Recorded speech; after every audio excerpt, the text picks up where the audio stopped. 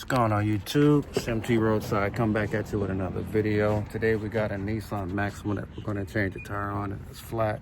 I'm going to get ready and show you guys that. All right, so clear as day. We got a screw in the tire, whatever that is. I'm going to see if he wants me to plug it for him or put the spare on.